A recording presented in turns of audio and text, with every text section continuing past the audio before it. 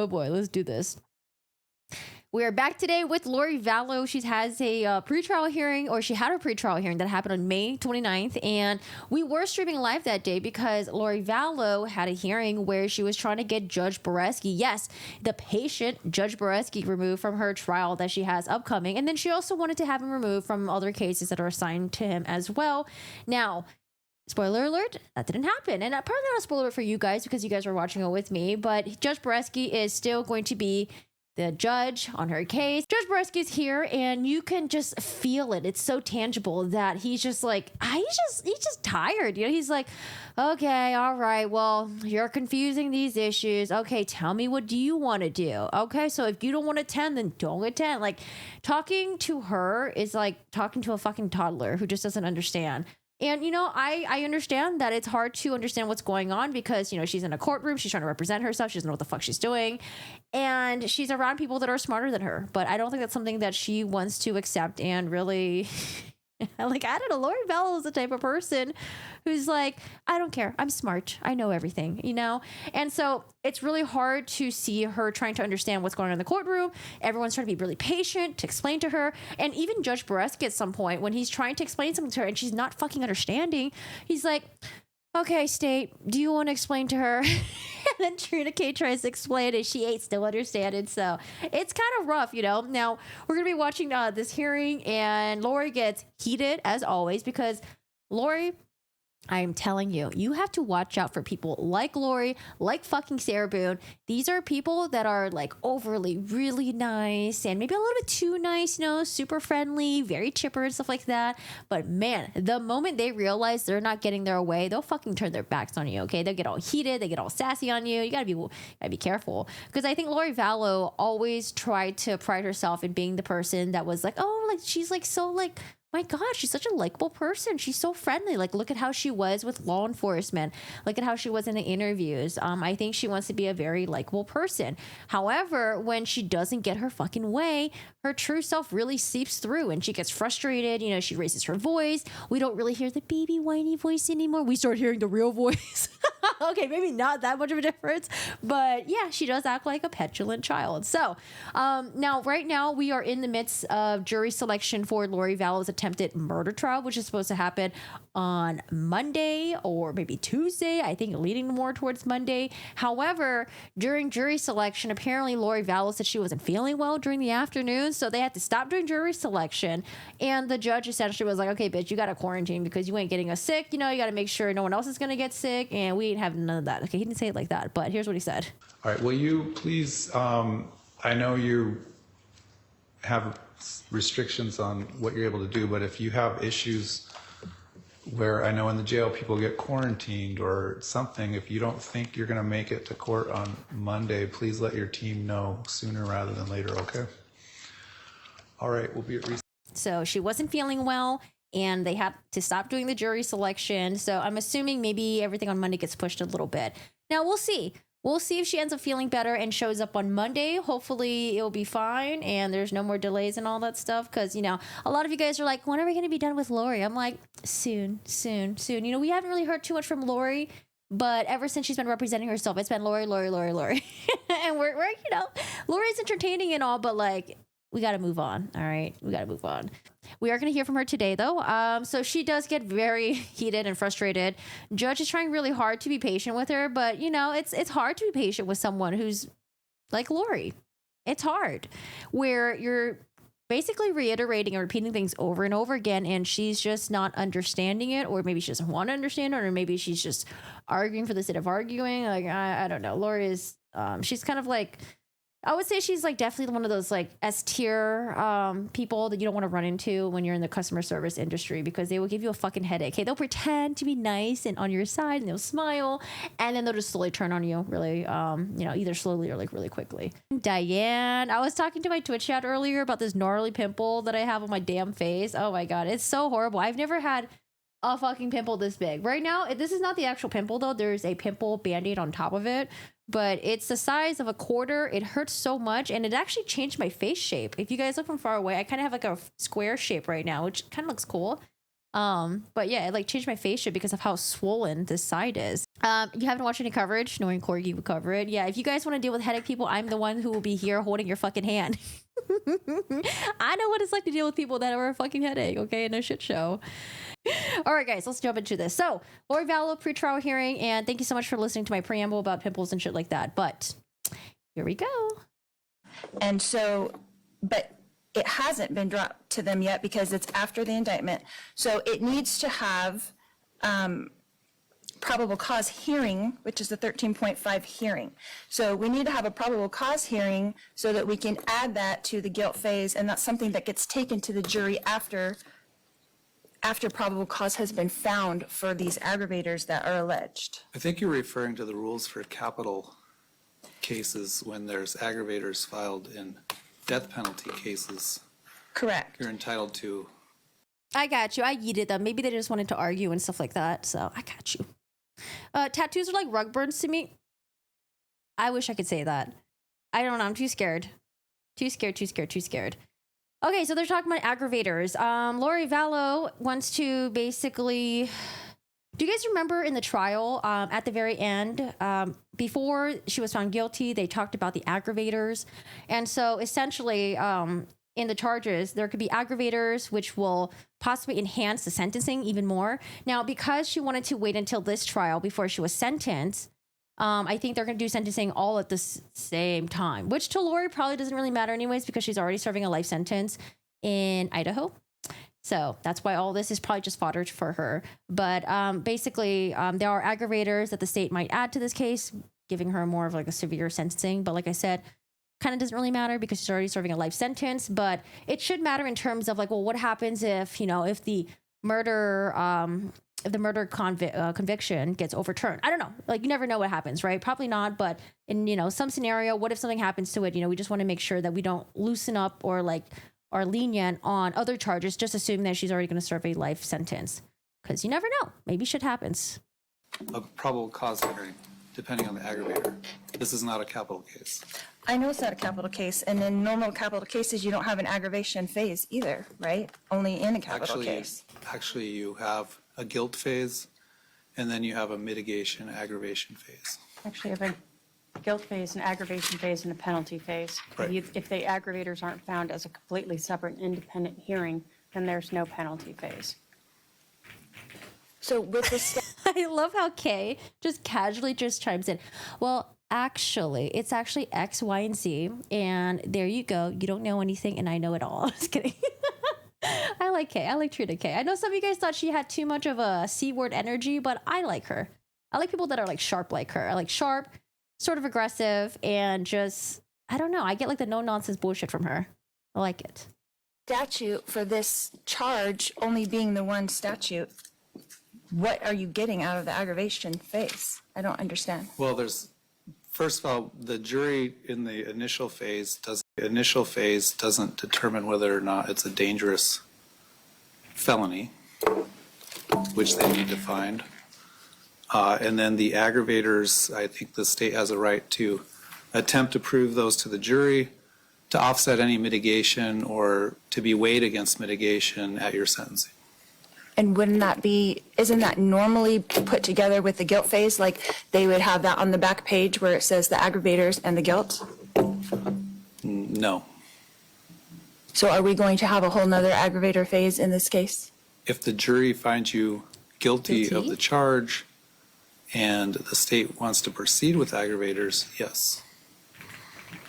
And so we do not have to have a hearing to determine if there's probable cause for these aggravators? No. They're just alleged aggravators. Correct. And the grand jury never found probable cause for them. Correct. So you're saying that if the guilt phase goes through and they find you guilty, then you have an aggravator phase added to that. That's what I said. I did watch this about a day or two ago. I remember the judge saying that the aggravators, like one of them was like using a maybe like deadly weapon or something. The other one was causing harm to someone or potentially almost causing harm if it like inflicted emotional harm on them and something like that. I mean, the judge will say it soon, but I kind of wish it was said in the very beginning. Okay. Lori gives up. Oh no, not the Chad. The allegation of aggravating. Okay. It was on my desk. Your Honor, I would just like it to be on the record clear that the Rule 13.5 that I'm talking about is about non-capital cases. Okay, and that's what he said.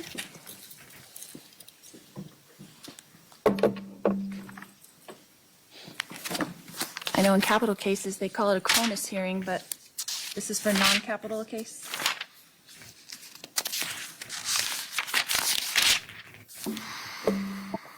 How's the audio, by the way? Is it okay for you guys?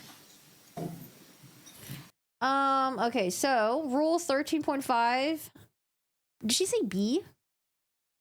Arizona Rule Criminal Procedure allows for amendments to charging documents in non-capital cases to address formal defects or omissions, such as miswriting or improper English.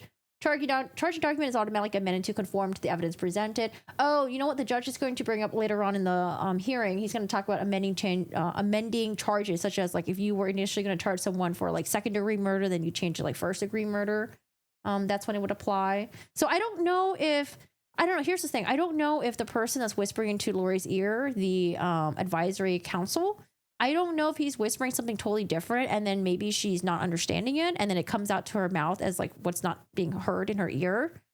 Or if, I don't know, maybe there is some mix up or maybe he's not giving good advice or something like that.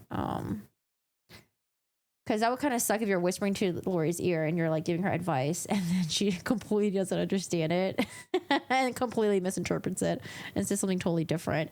Because he's like, oh my God, this could make me look bad. That's not what I said, Lori. Lori!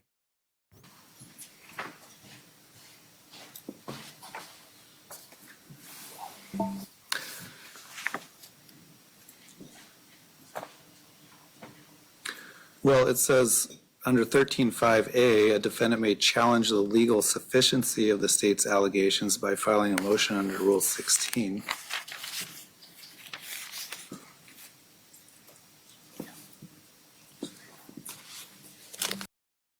A. Prior convictions and other non-capital sentencing allegations, challenges. Within the time limits of Rule 16.1b, the state may amend an indictment, information, or complaint to add allegations of one or more prior convictions or other non-capital sentencing allegations that must be found by a jury. A defendant may challenge the legal sufficiency of the state's allegations by filing a motion under Rule 16c. And then B was what I read earlier about altering charges.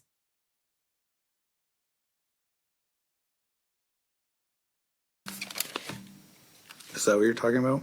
Correct. It doesn't say you get a probable cause hearing regarding the aggravators. Well, I'm challenging the state's allegation of aggravators by asking for a 13.5 hearing on it. Because I guess I don't really understand, because this is talking about the original charges, not the aggravators. Like her original charges, attempted murder, and I don't know if there's any other charges that are listed under that.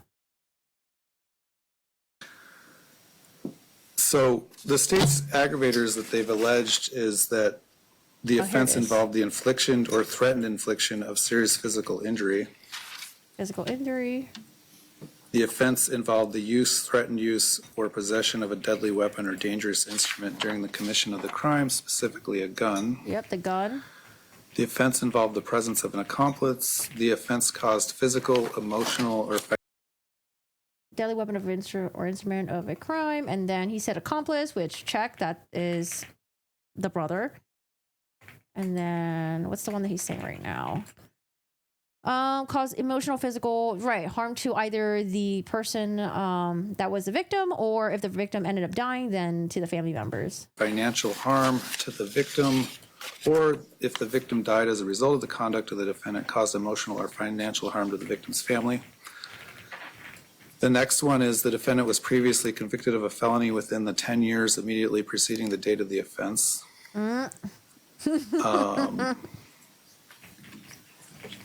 This one's really not very specific. Any other factor that is relevant to the defendant's character or background. So if you were found guilty by a jury of conspiracy to commit first-degree murder, which of these aggravators do you think there's not legal sufficiency for a jury to determine?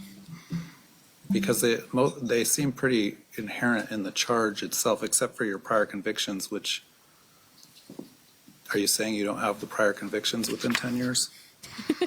No, I'm not saying that. Which of them don't qualify for the jury to make that determination? This is crazy. He always does this. He will ask very pointed questions to Lori, and she'll either not respond and she'll just give like a winding answer, or look at what she does here. She answers the question with a fucking question. You're not answering the question. It's like, okay, you could just say you don't know the answer to it. I don't know. Confer with your consulting advisory counsel. No, you're asking for me to make a determination that there's a legal sufficiency for them to go to the jury. Correct. So I'm asking you, if you were found guilty by a jury of the charged offense, which of those aggravators that have been alleged by the state do you think there would not be legal sufficiency for? Because as I look at those aggravators, most of them are inherent in what you're being found guilty of. Again, if the jury found you guilty. For example, the first aggravator, it involved the infliction or threatened infliction of serious physical injury. The allegation is someone shot at the victim. That's the threatened infliction of serious physical injury. So it seems like that allegation, there's sufficient evidence for a jury to decide whether that's an aggravator. The next one, Accomplice. the offense involved the Oh, the use, weapon. threatened use, or possession of a deadly weapon or dangerous instrument during the commission of a crime. Again, if you were found guilty of the charge, as the state has alleged, the jury would find that a gun was used. So that's a separate aggravator, again, that would already be determined by the evidence. Again, so he asks her a question. She doesn't know the answer to it. And he's going through each one and breaking it down for her. Now, I don't know if maybe Lori, maybe she's the type of person who doesn't really listen to people when they talk. Maybe she's the type of person who just like listens to argue, not really to listen to listen. You know, there's some people like that that like won't really listen to you or what you're saying, but they're like ready to fight back and just argue with you. Because he's going through each one, through all the aggravators, and he's like, oh, yeah, you know, it seems like the aggravators are kind of inherent in what you're being charged with. You know, for example, like, you know, Brennan Boudreaux, you know, possibly, you know, having a injury inflicted on him, or like, you know, a weapon being used on him. Or the next one's gonna be like the accomplice, right? Like, you had your brother, you know, possibly do this. So I don't remember what she replies with, but it's probably with a non-answer. We'll see. The state has alleged an accomplice, your brother. If the jury were to find you guilty as charged, again, my understanding of the state's allegation is your brother attempted to shoot Mr. Boudreaux. You weren't in Arizona. So if the jury found you guilty of this charge, it would mean they found you guilty as an accomplice.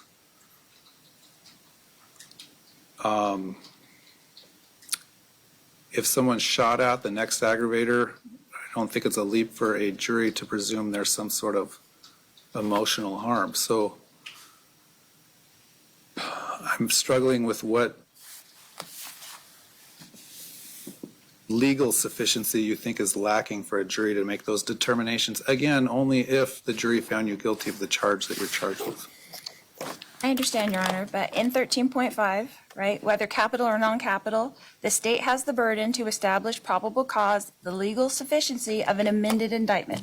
This is an amendment. This didn't go to the grand jury. Is that correct? Right.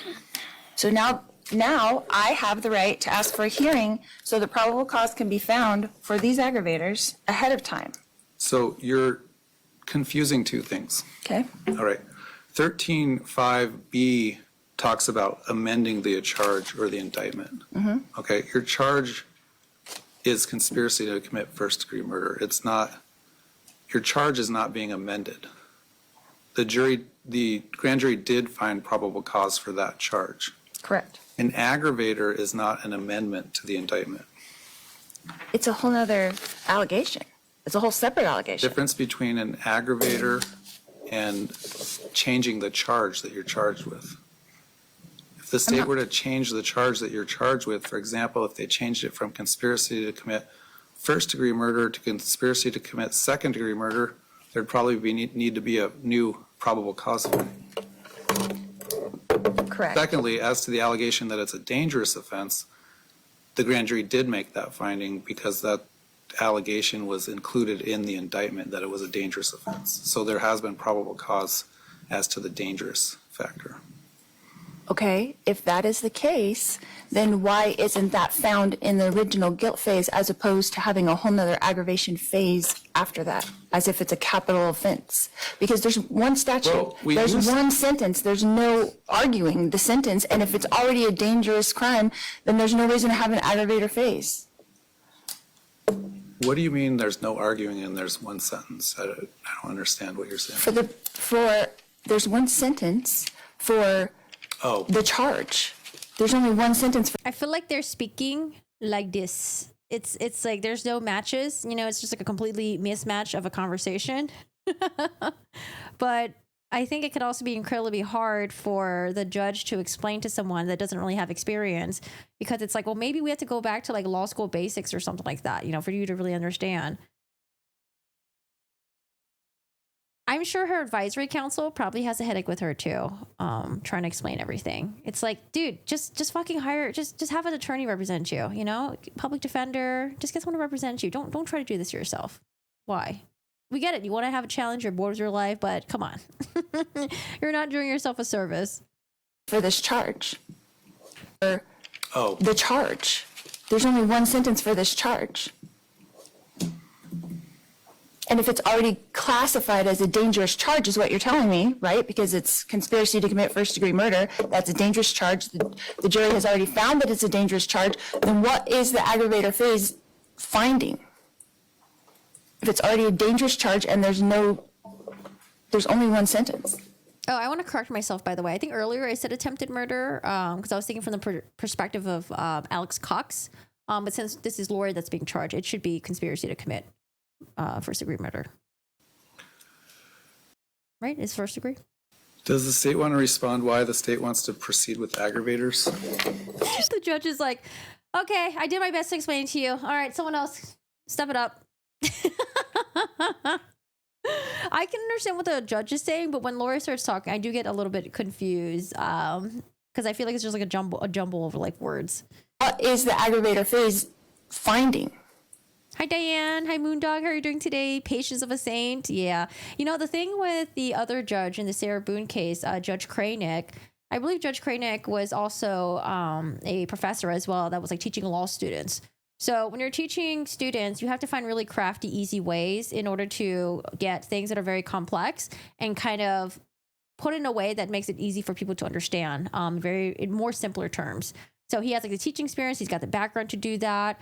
I'm not really quite sure about this judge. I don't know if he does like any like teaching roles or anything like that, but if he typically doesn't, you know, it might be a little bit harder to kind of like dumb down law to someone that doesn't really understand. So, but I'm sure he's getting a lot of experience doing this because I'm sure there's a lot of people that might want to represent themselves. And sometimes you got to be really patient and, you know, you got to find more crafter ways to explain things in a way that would make normal people understand. But, I actually looked up this judge. The Google autofill thing is so funny. I think the first search result that pops up is Judge Beresky wife. And then I screenshotted the search thing in the, in the Discord. It was like Judge Beresky wife. Oh, Judge Beresky, age. Is Judge Justin Beresky married? I'm like, yo, people are trying to thirst over him. This judge. Anyways, so I thought it was funny. All right, so judge is giving up, and he's like, hey, Ms. K, do you want to take over? If it's already a dangerous charge and there's only one sentence. Oh, sorry, I was going to mention, so I looked into this judge. Apparently, he was a criminal defense attorney. Interesting background. Pretty cool. He was like a criminal defense attorney, I think that was like more than over like 10 years ago or something like that. Does the state want to respond why the state wants to proceed with aggravators? To start with, the jury is not going to make a finding of dangerousness as part of the guilt phase per case law. That's not permitted. So the jury has to make a separate independent finding after they find the defendant guilty. The dangerous finding will include the use of a weapon and or the intentional infliction of or threatened infliction of physical injury. So at the very least, the jury has to make a finding as to dangerousness. I agree about dangerousness. I guess the question is, why does the state want to prove up aggravators if the jury finds the defendant guilty of the charge as a dangerous offense, given the sentence? Your Honor, In all honesty, you could ask me this, 10 years ago before Blakely was put out. As case law changes on appeals, I've had to come back before and redo a penalty phase, an aggravation phase, and re-impanel a jury. So I prefer to, since we're already going to have an aggravation phase for the dangerous allegation, to add on the other factors, and therefore I don't have to ever worry about this coming back on appeal later. All right. How is it not already found? I don't want to come back and deal with this bitch, okay? Let's just get it done right now. This coming back on appeal later. All right. Without the How is B-word. it not already found to be dangerous? You just said that if they find me guilty, then it will be dangerous. I didn't say that. I said if they find you guilty, then they make a determination whether or not it's dangerous. Now, I think what I meant was when a crime involving a weapon is used, whether it's a gun, usually it's sort of a foregone conclusion that if the jury found you guilty of conspiracy to commit first-degree murder by someone shooting at another individual, that they're 99.9% likely to find that it was a dangerous offense. But it's something the jury has to do. Right, but usually aren't aggravators for sentencing? What other purpose does it serve in this case with this charge, with one statute? You can't give me less time, you can't give me more time, you can't do anything else except for, it's one statute. I guess the prosecutor's saying she wants to cover her bases in case there's some change in the law and what a jury has to find or not find for purposes of sentencing. And they have the right to proceed with aggravators. All right, you're right in that if you're found guilty of this charge at this level, you get one sentence. But who knows what a court of appeals would do in the future if aggravators or things weren't presented. I don't know that what would be presented at a sentencing phase from your side or from the state's side, but it sounds like the prosecutor's wanting to cover her bases.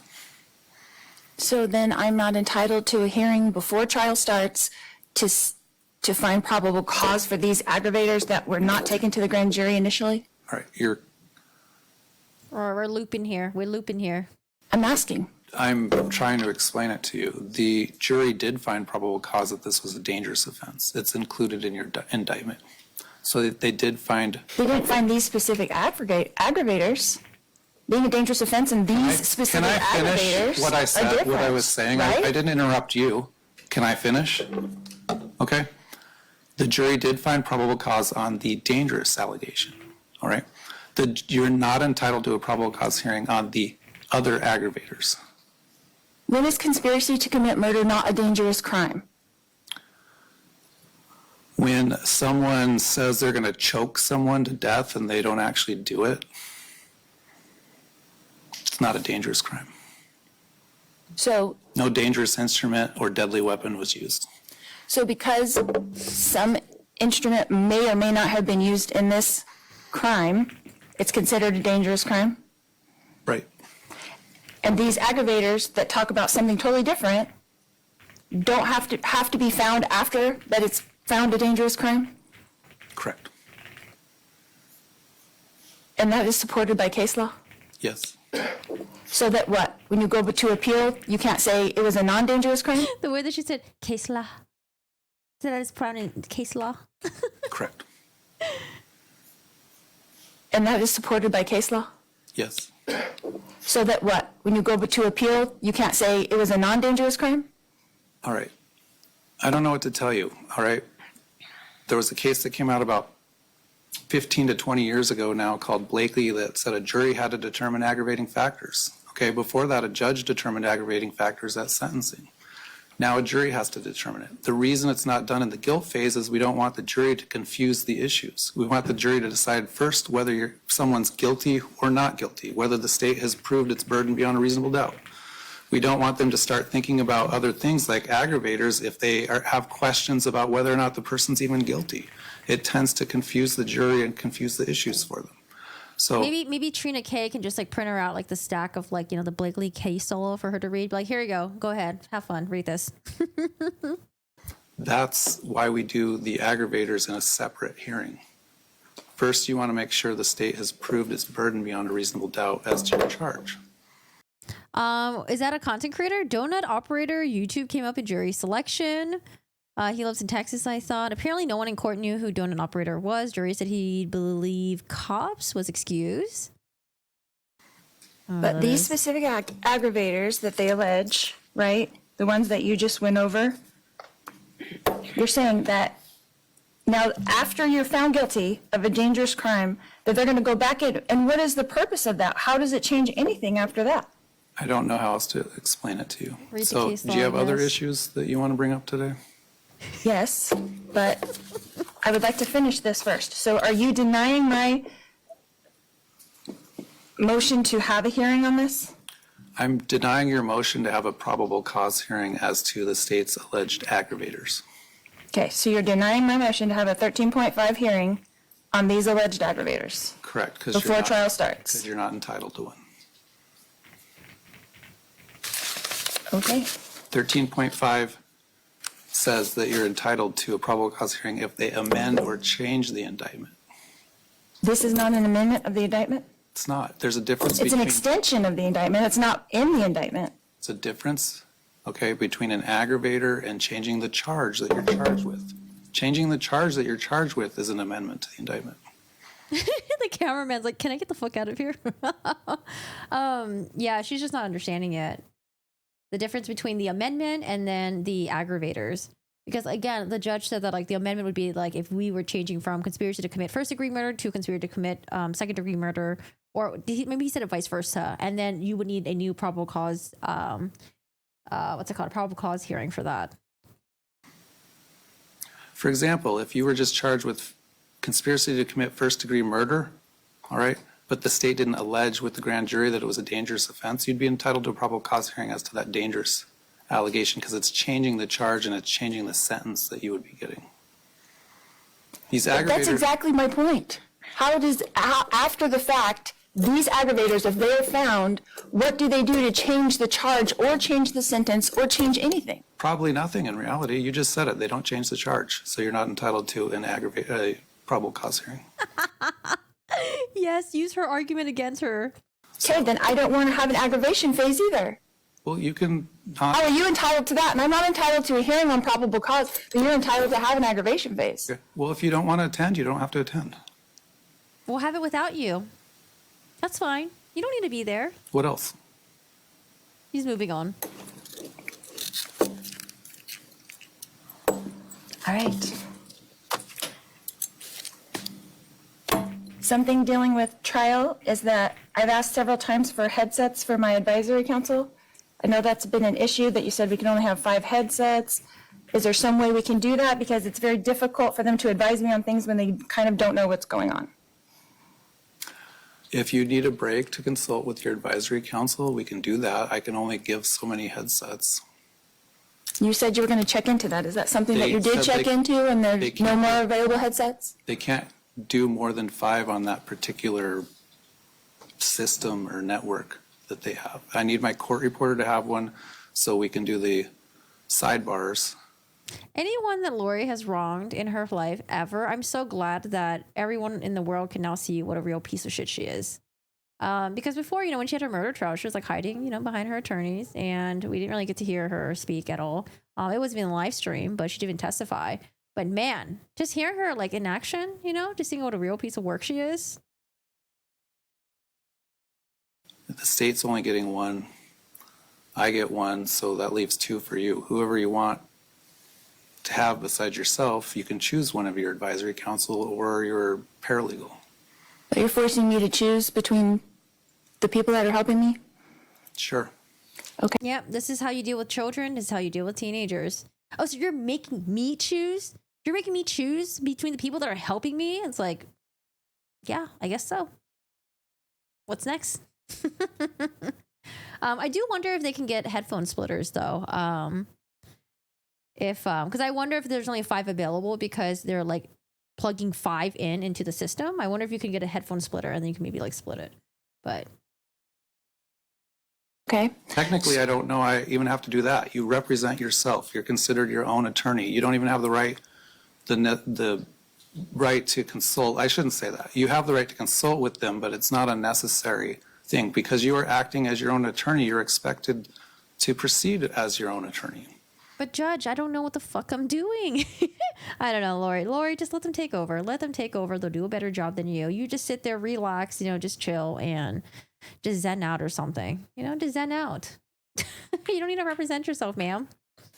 To have beside yourself, you can choose one of your advisory council or your paralegal. But you're forcing me to choose between the people that are helping me? Sure. Okay. Technically, I don't know I even have to do that. You represent yourself. You're considered your own attorney. You don't even have the right, the right to consult. I shouldn't say that. You have the right to consult with them, but it's not a necessary thing. Because you are acting as your own attorney, you're expected to proceed as your own attorney. They don't have an affirmative duty to even give you advice under the case law for being an advisory council. The fact that they do is probably helpful to you, okay? But you chose to represent yourself. It means you are supposed to act as your own lawyer. Is it helpful for her, though? I don't know. Is she really taking their advice on anything? Is she even understanding what they're saying? Is she misconstruing things?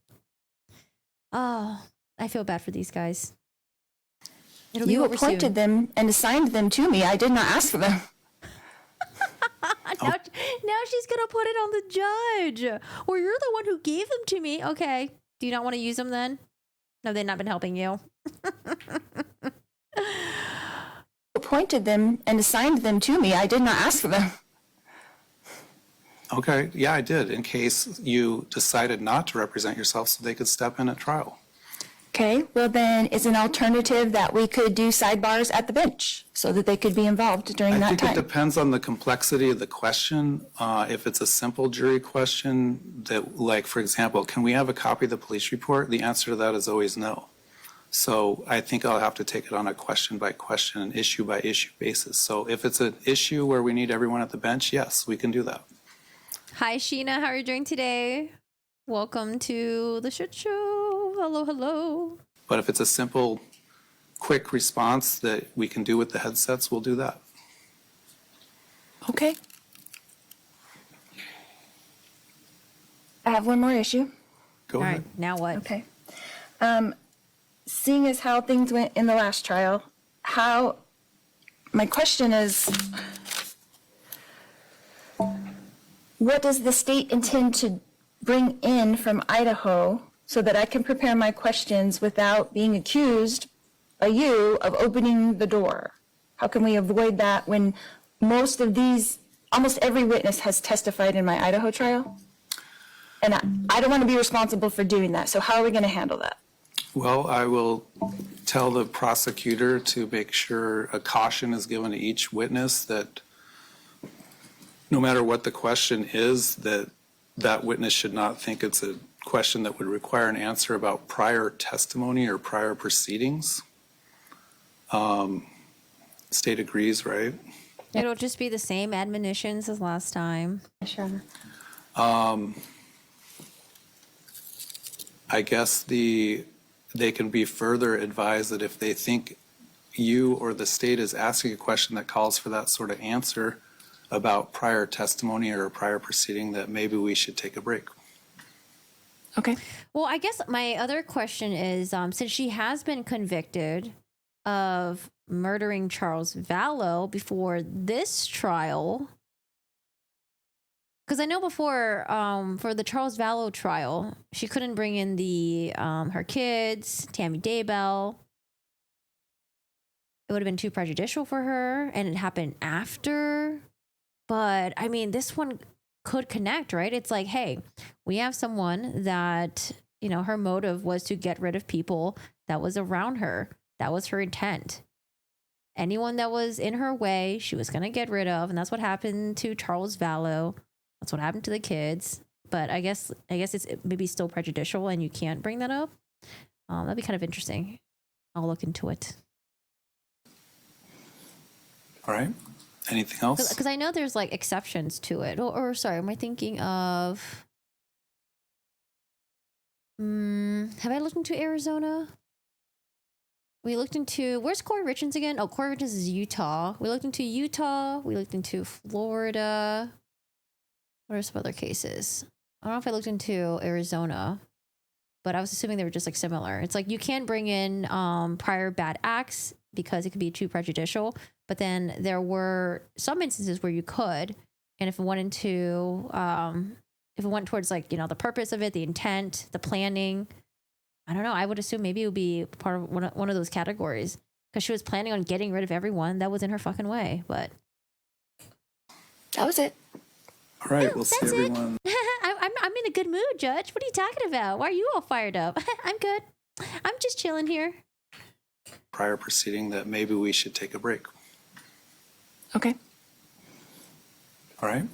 Anything? Yeah, maybe they already had that hearing, 404B hearing for prior bad acts. Yeah, I jumped on this case pretty late, and every time when I open a court document in this case, it's $10 per document. Usually it's either free or maybe they'll charge, I don't know, 15 to 30 cents a page. But oh my fucking God, for fucking Arizona, it's $10 per document. Doesn't matter how many pages it is. It's quite pricey. So I am late into this, so maybe they already had that hearing. Else? That was it. All right, we'll see everyone. I haven't read this yet. Do you guys want me to read it to you? There's some new court documents that are here. Something about a witness, Tammy Lachkick. I don't know how to pronounce it. Lachcik. How do you pronounce that? So I have 2 new pages, and then read it. Okay, I'll read it. I will read it to you guys. I'm not hungry yet. We're good. Got some time. Defendant's motion for a new trial filed May 1st, 2025. State's response to defendant's motion for a new trial filed May 6, 2025. Defendant's reply to state's response to defendant's motion for a new trial filed May 14, 2025. It is already the end of May. Time is going by so crazy. I know I was going to do it in the morning, but I had a lot of stuff to do in the morning. And I was working out too. Because now it's like, well, if it's going to get really hot, I have to work out when it's not hot. And I have to do the garden stuff when it's not hot. We're all just fighting for, cold times here. Oh, Indiana. Nice. It's only 58 degrees and windy here in PA. Oh, I don't know about the wind. All right. The court will address the issues in an order in which they appear in the defendant's motion. Juror misconduct here. I will zoom in for you guys. The defendant alleges there was juror misconduct based on the statement Juror 15 made to reporters following the verdict, wherein he stated, I feel sorry for her. Driving home yesterday, I was like, God, she's spending the next 3 lives in prison, in a cell. Don't feel bad for her. On its face, the statement could seem to indicate the juror violated the admonition and researched the defendant, acquiring knowledge about her sentence imposed in another matter prior to the lifting of the admonition. However, the state's response included multiple additional media clips of statement Juror 15 made, both immediately prior to and after the statement referenced herein above, in every one of which he specifically denies any knowledge of the defendant's other case / prior sentence prior to the court releasing the jurors from the admonition.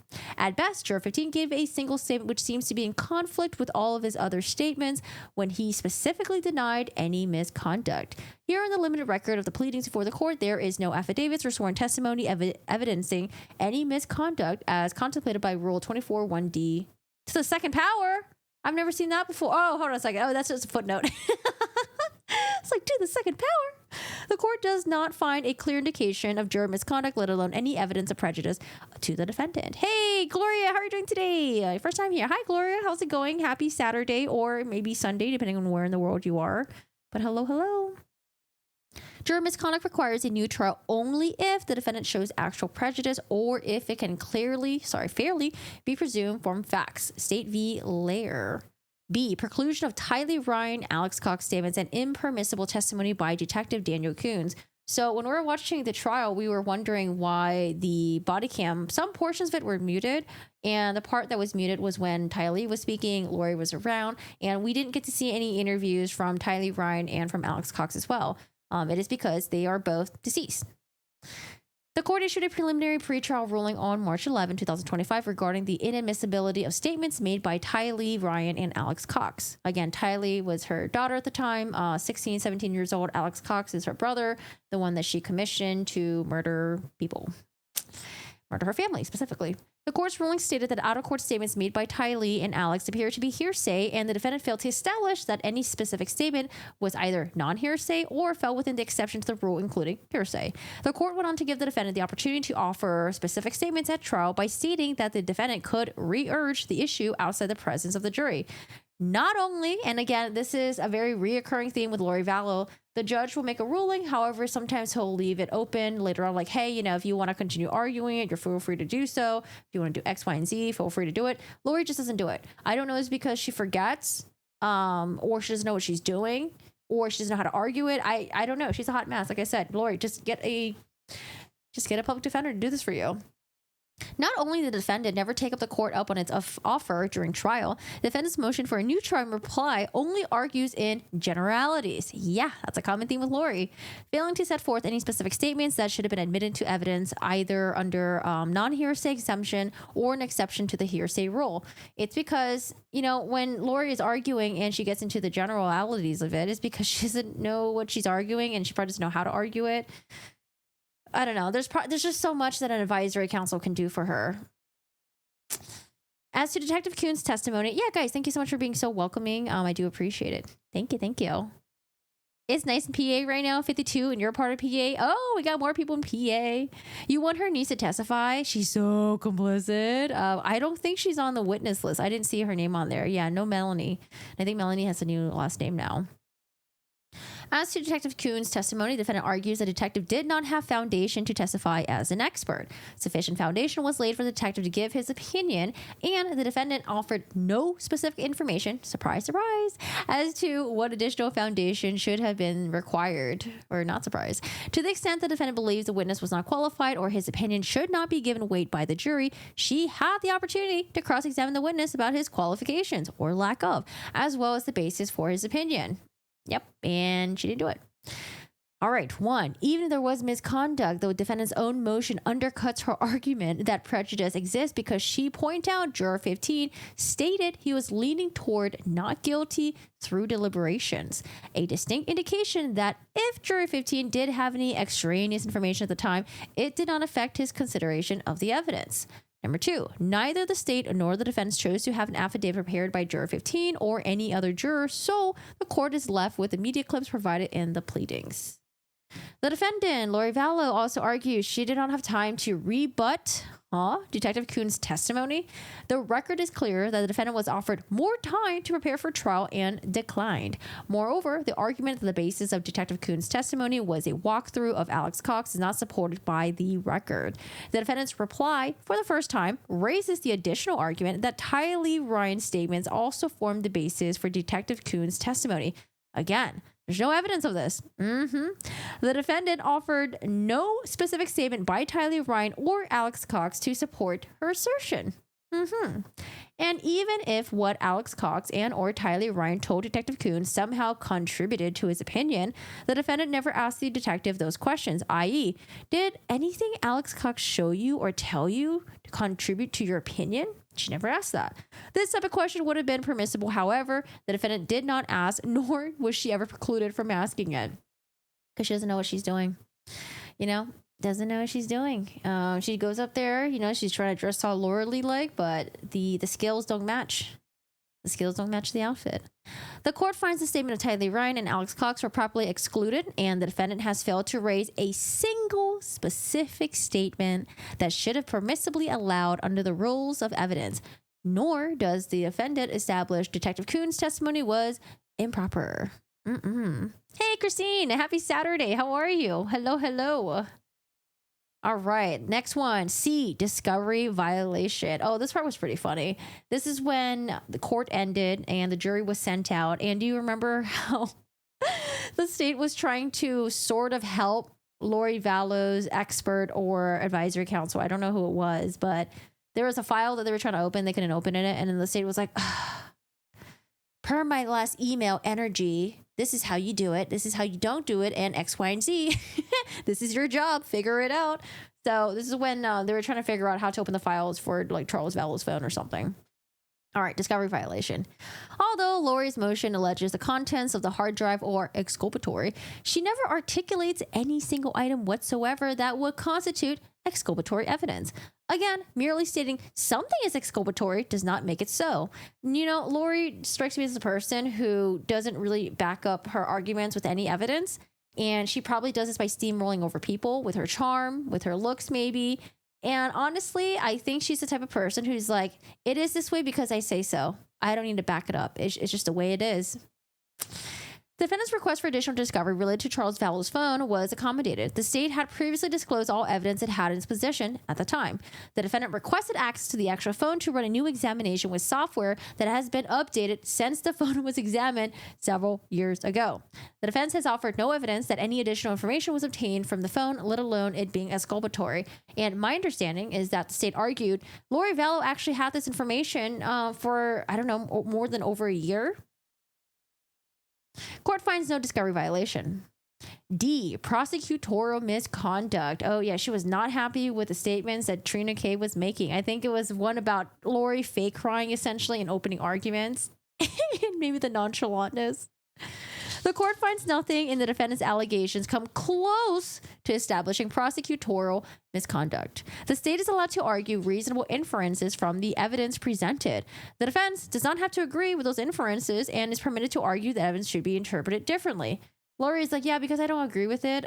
It's just, for example, the judge not granting her motions. She's like, well, it's not because you're not legally sound. It's because you're just biased against me. You're prejudiced against me.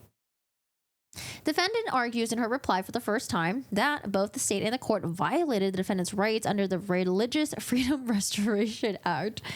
Although new arguments are not to be considered when first raised in a reply, the court will nonetheless address this. He's like, yeah, I'll just fucking entertain it. Why the fuck not?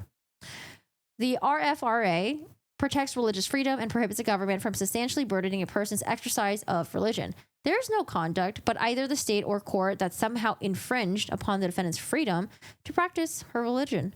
Nor is there anything about the trial that impacts the defendant's freedom to believe whatever it is that she chooses to believe. I like that sentence.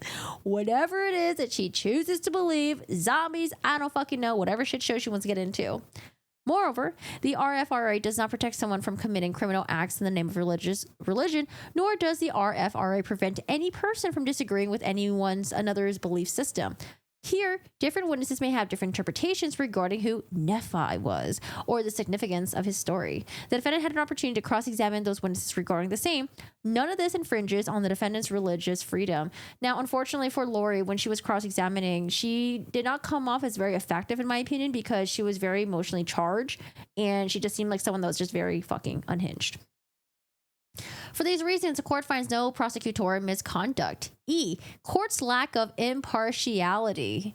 The defendant alleges the court was not impartial because the court struck two defendants' witnesses from the defendant witness list. Now, we watched the part of the hearing where they addressed this because she wanted to call Nate Eaton as one of the witnesses, and I think the other one was Brandon Boudreaux, and then I remember maybe another person as well. The court tried asking her what kind of testimony that she was going to get out of them or something like that, and she couldn't really answer the question. And then I think, like, in regards to one of the witnesses, the judge was like, okay, well, if you want to call this witness later on, you can bring it up later. And then she ends up not doing that anyways. Gloria says, I cannot wait for this trial to be over. She just goes away forever. Yeah, we didn't realize just how unbearable she was. I liked it better when she had attorneys representing her and she just, just shut the fuck up.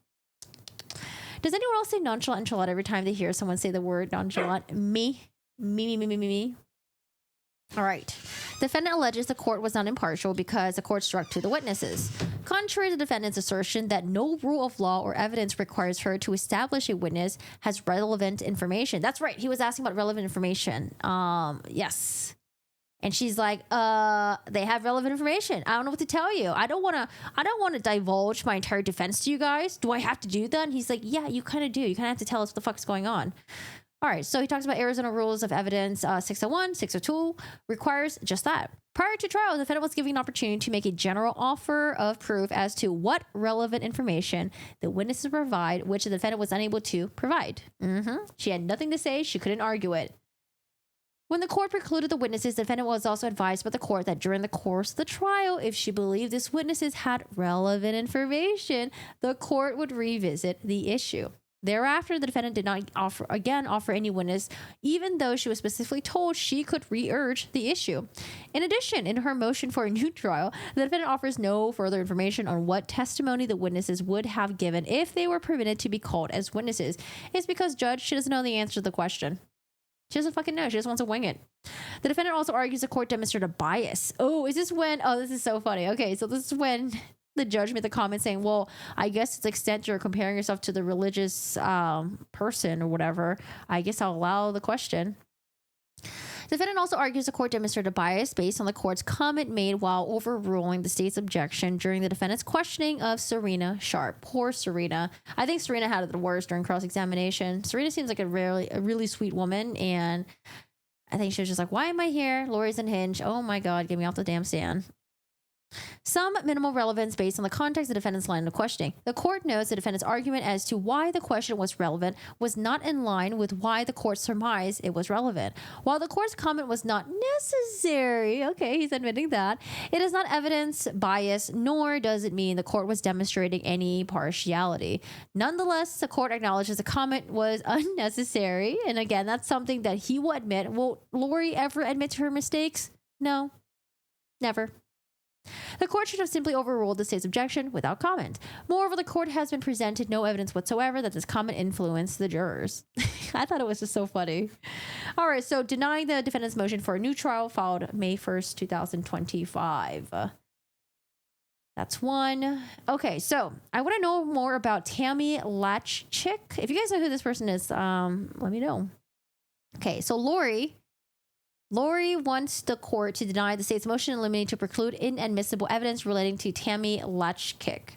The information of incidents dated December 30th, 2024 through March 6th, 2025 of the former, forensic technician, Tammy, is information that is relevant to the witness's mental state, credibility, inaccuracy, probabilities, and any probative value that would be outweighed by unfair prejudice. Okay, so this is Lori's motion, y'all. We're reading Lori's motion. All right, let's just read a little bit of it because I am nosy. I'm very curious. Facts, law, and argument. The state's former expert, Tammy, in credibility is crucial to the case. Gilbert Police Department inter-office memo from Chief Michael Solberg, dated March 6, 2025. Oh, that's this year. Gilbert Police Department General Order, that's a lot of a mouthful. Refuses to provide truthful names check under Tammy Stoltz, her maiden name. Okay. The Gilbert Police Department General Order, more mouthfuls. Their failure to participate in or giving false or misleading statements or misrepresenting or omitting material information to a supervisor or other people in the position or the person in a position of authority in connection with any investigation or the reporting of any department-related business. Okay, where are we going here? Paragraph 5, the recommendation of dismissal of FSS Tammy from employment with the Gilbert Police Department. If she had not resigned, she would have been terminated. All right. Ms. Tammy's former employer investigated her ethics and credibility in the above facts, providing false, misleading statements, misrepresenting and omitting material information, especially for the purpose of investigating. Detective knowingly made false report entries with the intent to impede, obstruct, or influence investigation. I mean, this is coming from Lori. It's hard to take her word for anything because Lori just has a really good job. You know, she does a really good job at just like misconstruing things or just completely just like destroying the truth and just bullshitting. I think it's just the best way to say it. Just bullshitting. All right. So someone says Tammy is CSI. She was in a hotel room, really drunk 4 years later. I don't think it affects her collection of evidence in 2019. Oh, I see. Hi, Jen. How are you doing today? Oh, cute emote. Matches your username. Hello, hello.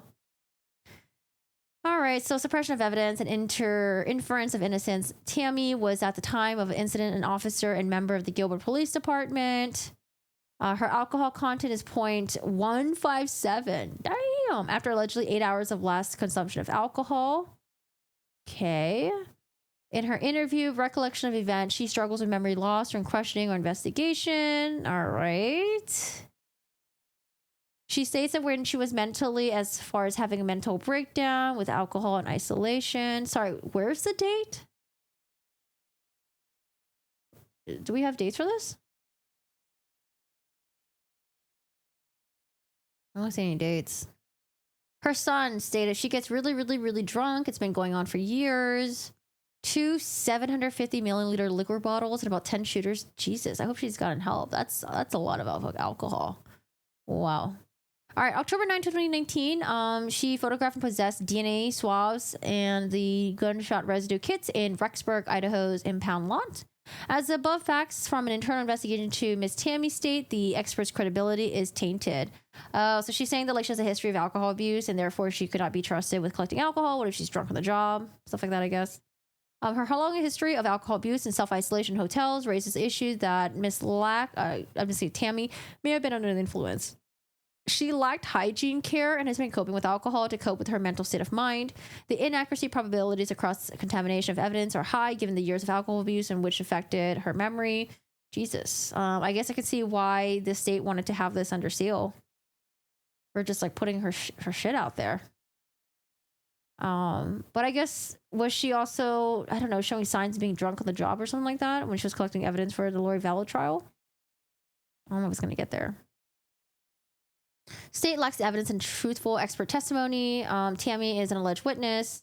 Prior cases Tammy was involved can be reopened based on the above. Oh, what's this? Tammy's forensic processing of the alleged crime scene is crucial for the breach of probable contamination, which addresses why the state is using Tammy, who is forced to resign due to similar offense based on character and credibility, as the state is implying on the defendant. Okay. All right. This basically just. Oh wow, what is this? Who wrote this? Did Lori write this?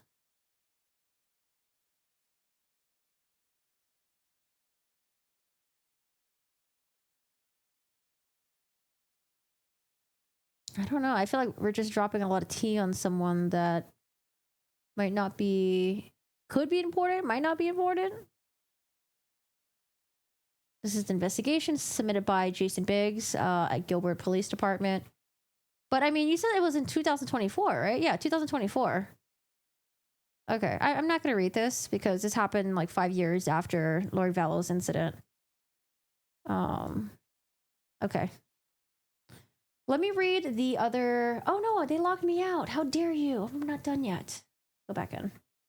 Let's read the one that was that came out yesterday. I'll pay $10 for it. Let's see if it's anything.